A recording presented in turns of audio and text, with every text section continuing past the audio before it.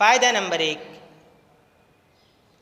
जुमले में जिस शख्स या जिस चीज़ के बारे में बताया जा रहा हो उसे मुस्नद इलैही, और उस शख्स या चीज़ के बारे में जो भी कुछ बताया जा रहा हो उसे मुस्नद कहते हैं। बच्चों, जैसे हमने इस बात को समझा था कि जुमले के दो जुज़ों में से किसी एक जुज़ के बारे में कोई ना कोई ख़बर दी जा रही होती है, जिस जुज़ के बारे में ख़बर दी जा रही होती है उसे मुस्नद इलैही, और जो ख़बर दी जा रही होती है उसे मुस्नद कहते हैं। जैसे अल-हदीक़तु वासिअतुन, बाग़ कुशादा है, अल-हदीक़ा मुस्नद इलैही है क्योंकि जुमले में इसी के बारे में बताया जा रहा है, और चूँकि बाग़ के बारे में ये बताया जा रहा है कि वो वासिअतुन यानी कुशादा है, लिहाजा वासिअतुन मुस्नद है।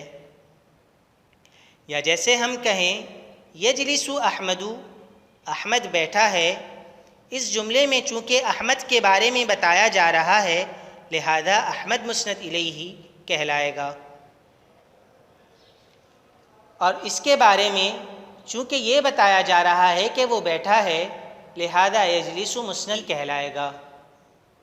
मुस्नद और मुस्नद इलैही के मिल जाने से जुमला मुकम्मल हो जाता है और मुखातब को मुकम्मल फ़ायदा यानी ख़बर, हुक्म वग़ैरह की शक्ल में हासिल होता है।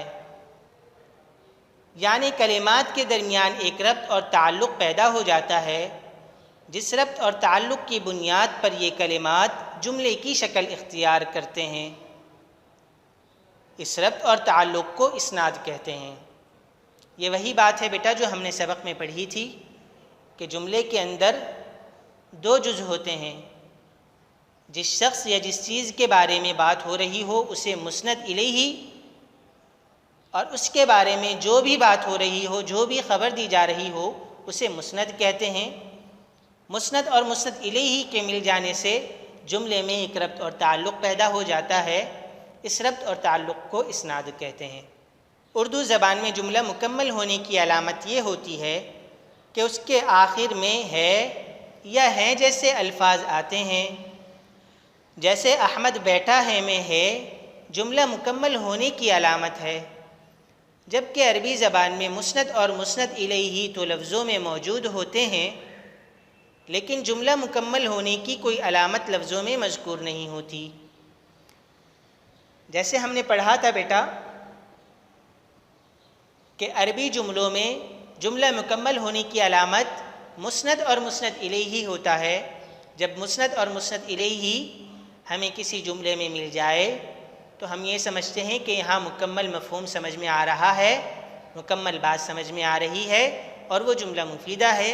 जबकि उर्दू ज़बान में लफ्ज़ है या लफ्ज़ हैं का इस्तेमाल किया जाता है। ज़ेल में हम चंद मिसालें दर्ज कर रहे हैं जिनसे ये फ़र्क मज़ीद वाज़ेह हो जाएगा। आइए देखिए बेटा अरबी मिसालें। अहमदु तालिबुन, इस जुमले में अहमद मुस्नद इलैही और तालिबुन मुस्नद है। इस जुमले में मुस्नद और मुस्नद इलैही तो मज़कूर है लेकिन जुमला मुकम्मल होने की कोई अलामत मज़कूर नहीं। उर्दू मिसाल देखिए, अहमद तालिब इल्म है।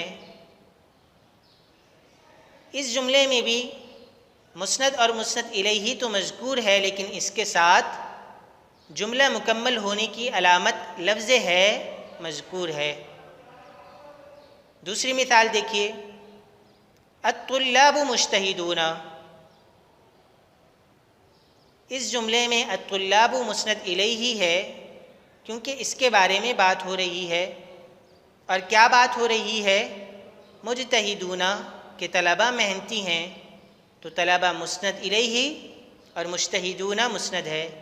मुस्नद और मुस्नद इलैही लफ्ज़ों में तो मज़कूर है लेकिन जुमला मुकम्मल होने की कोई अलामत अरबी में नहीं है। जबकि उर्दू मिसाल देखिए, तलबा मेहनती हैं, इस जुमले में मुस्नद और मुस्नद इलैही के मज़कूर होने के साथ जुमला मुकम्मल होने की अलामत लफ्ज़ हैं भी मज़कूर है। तीसरी मिसाल देखिए, अल बनातु मुहज्जिबातुन, इस जुमले में अलबनातु मुस्नद इलैही है, जबकि मुहज्जिबातुन मुस्नद है। मुस्नद और मुस्नद इलैही लफ्ज़ों में तो मौजूद है, लेकिन जुमला मुकम्मल होने की कोई अलामत मज़कूर नहीं। उर्दू मिसाल देखिए, लड़कियां बापर्दा हैं। इस जुमले में मुस्नद और मुस्नद इलैही के मज़कूर होने के साथ जुमला मुकम्मल होने की अलामत लफ्ज़ हैं भी मज़कूर है। आखिरी और चौथी मिसाल देखिए, आइशतु उख्ती। इस जुमले में आयशा मुस्नद इलैही और उख्ती मुस्नद है। मुस्नद और मुस्नद इलैही लफ्ज़ों में तो मौजूद है, लेकिन जुमला मुकम्मल होने की कोई अलामत मौजूद नहीं, जैसे उर्दू में लफ्ज़ है या हैं होती है। उर्दू मिसाल देखिए, आयशा मेरी बहन है। इस जुमले में मुस्नद और मुस्नद इलैही के मज़कूर होने के साथ जुमला मुकम्मल होने की अलामत लफ्ज़ है भी मज़कूर है। फ़ायदा नंबर 2, मुस्नद इलैही हमेशा इस्म होता है, क्योंकि मुस्नद इलैही वो कलिमा बन सकता है जिसके बारे में कुछ बताया जा सकता हो, और ये सलाहियत कलमे की तीनों अक़साम में से सिर्फ़ इस्म में ही होती है। जैसे बेटा हमने सबक में पढ़ा था कि मुस्नद इलैही क्या होता है, हमेशा इस्म होता है। फ़ेल कभी भी मुस्नद इलैही नहीं बन सकता। वही बात यहाँ ज़िक्र की गई। फ़ेल के ज़रिए कुछ बताया तो जा सकता है, मसलन अहमद खाता है, तालिब इल्म पढ़ता है। इन दोनों मिसालों में देखिए, खाता पढ़ता ये फ़ेल है। इनके ज़रिए से हम कुछ बता सकते हैं, लेकिन इनके बारे में हम कुछ नहीं बता सकते। लिहाजा फ़ेल के अंदर मुस्नद इलैही बनने की सलाहियत नहीं है।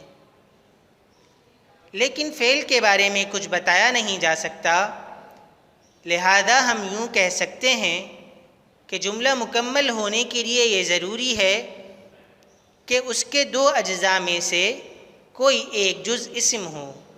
बग़ैर इस्म के जुमला मुकम्मल नहीं हो सकता, जबकि मुस्नद कभी फ़ेल होता है और कभी इस्म। अलबत्ता हर्फ न मुस्नद इलैही बन सकता है और ना ही मुस्नद बन सकता है। इस तफसील से इतनी बात वाज़ेह हुई कि जुमला कम अज़ कम दो अज्ज़ा से मिलकर बनता है। वो दोनों इस्म भी हो सकते हैं और एक इस्म और एक फ़ेल भी हो सकता है। ये वही बात है बेटा जो हमने पीछे पढ़ी थी कि मुस्नद इलैही हमेशा इस्म होता है। फ़ेल कभी भी मुस्नद इलैही नहीं बन सकता। मुस्नद फ़ेल भी हो सकता है और इस्म भी हो सकता है। अलबत्ता हर्फ न मुस्नद बन सकता है और न मुस्नद इलैही।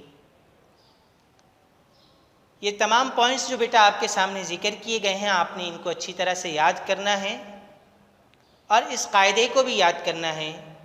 अल-क़ाइदतुल मुतअल्लिक़तु बिल जुमलतिल मुफ़ीदा, जुमला मुफ़ीदा से मुतअल्लिक़ कायदा, वो मुरक्कब जिसका मुकम्मल मफ़हूम समझ में आए वो जुमला मुफ़ीदा और कलाम कहलाता है। तो बेटे आपको यह कायदा अच्छी तरह से याद करना है, इसे समझना है और साथ ही इस सबक के मुताल्लिक़ अल्फाज मानी का जो ज़ख़ीरा ज़िक्र किया गया है किताब में, वो आपको अच्छी तरह याद करना है ताकि हम इसकी तमारीन बाखूबी अच्छे अंदाज में हल कर सकें।